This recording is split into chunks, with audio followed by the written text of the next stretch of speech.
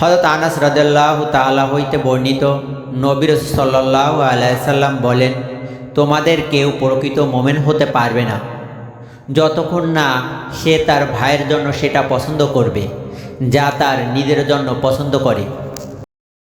হযরত আবু হুরায়রা রাদিয়াল্লাহু তাআলা হইতে বর্ণিত, আল্লাহর রাসূল সাল্লাল্লাহু আলাইহি সাল্লাম বলেন, সেই আল্লাহর শপথ যার হাতে আমার প্রাণ, তোমাদের কেউ প্রকৃত মুমিন হতে পারবে না যতক্ষণ না আমি তার নিকটে তার পিতা ও সন্তানাদির চেয়ে অধিক ভালোবাসার পাত্র হই।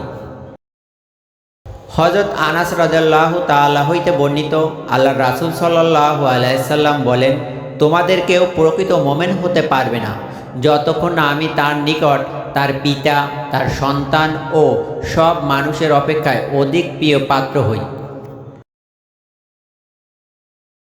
হযরত আনাস রাদিয়াল্লাহু তাআলা হইতে বর্ণিত, নবী সাল্লাল্লাহু আলাইহি সাল্লাম বলেছেন, তিনটি গুণ যার মধ্যে আছে সে ঈমানের স্বাদ আস্বাদন করতে পারে। ১. আল্লাহ তার রাসূল তার নিকটে অন্য সকল কিছু হতে অধিক প্রিয় হওয়া। ২. কাউকে একমাত্র আল্লাহর জন্য ভালোবাসা। ৩. কুফরিতে প্রত্যাবর্তনকে আগুনে নিক্ষেপ হওয়ার মতো অপছন্দ করা।